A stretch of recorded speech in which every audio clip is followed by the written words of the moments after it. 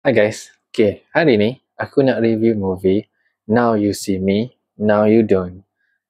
Dia adalah sebuah filem yang ketiga daripada Now You See Me franchise.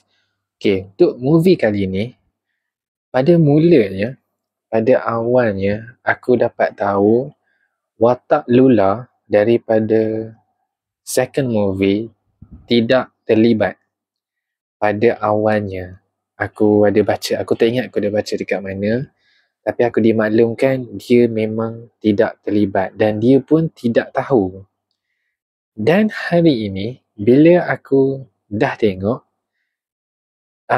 di permulaan cerita, untuk Now You See Me, Now You Don't ni, dia memang ada bagi tahu watak Lula tu dah memang orang kata dia tinggalkan kumpulan Horseman tu.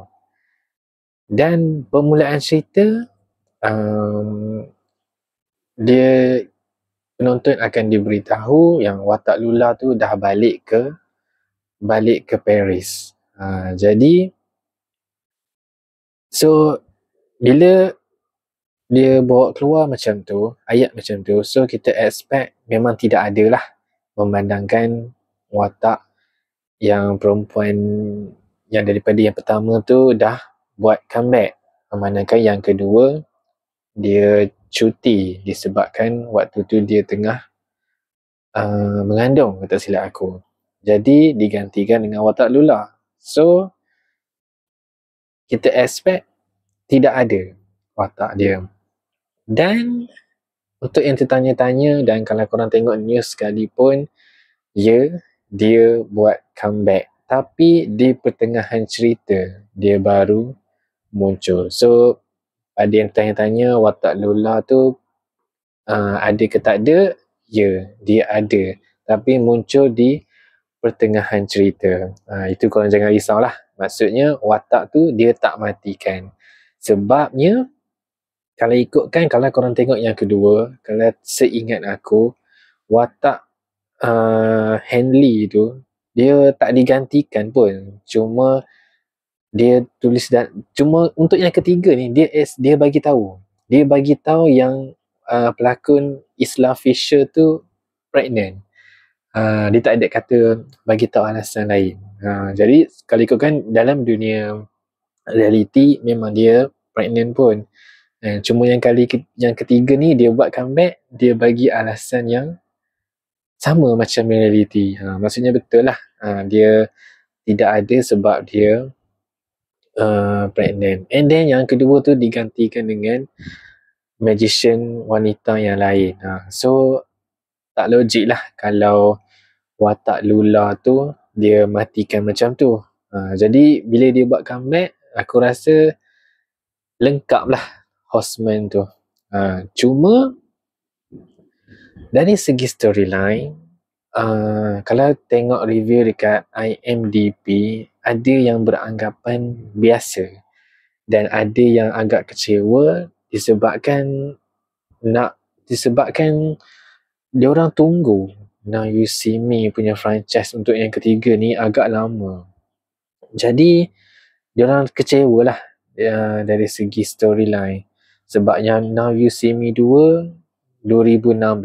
So sekarang dah 2025. Bayangkanlah, ya, memang dah 9 tahun peminat-peminat tunggu. Jadi kalau orang kata storyline biasa, aku boleh katakan benda itu adalah betul. Kan, 1 jam 57 minit tu aku rasa cerita dia sangat-sangat simple. Dia macam kebiasaan cerita, dia punya konsep cerita tu. Macam cerita yang lain pun ada. Cuma kali ni dalam bentuk magic, dalam hanya franchise Now You See Me saja. Cumanya kali ni bukan kumpulan Horseman tu yang trick orang. Dia orang yang kena trick dengan 3 ahli baru. Dalam kumpulan Horseman tu, kalau korang tengok trailer, ya, ada 3 orang budak baru tu. Ya, dia orang adalah salah satu dia yang trick kumpulan Horseman tu. So, tiga 3 orang budak tu, dia memang akan join dengan The Horseman nanti kalau korang tengok di hujung. So storyline dia, aku cakap tadi, biasa. Kalau korang boleh tanya untuk pandangan aku, storyline bagi aku biasa, tapi bagi aku menarik untuk ditonton, dan pada sesiapa yang dah tunggu lama kesinambungan untuk Now You See Me franchise ni. Dan pada yang tertanya-tanya, watak Mark Ruffalo, dia punya ketua tu, ada ke tak ada? Ya, dia ada, tapi di ending sahaja dia muncul, memandangkan dia dah ditangkap. Aku pun dah tak ingat storyline 1 dengan 2 tu, tak tahu apa dah jadi. Jadi dalam tu dia beritahu watak Dylan tu dah kena tangkap, tapi dia ada buat kemunculan dan dia welcoming untuk 3 ahli baru yang sudah menjadi sebahagian lah daripada kumpulan tu. Dia ada. Dan pada apa yang watak Mark Ruffalo tu beritahu, akan ada juga Now You See Me yang keempat. Cuma buat masa ni tak tahu lagi lah bila dia akan keluar.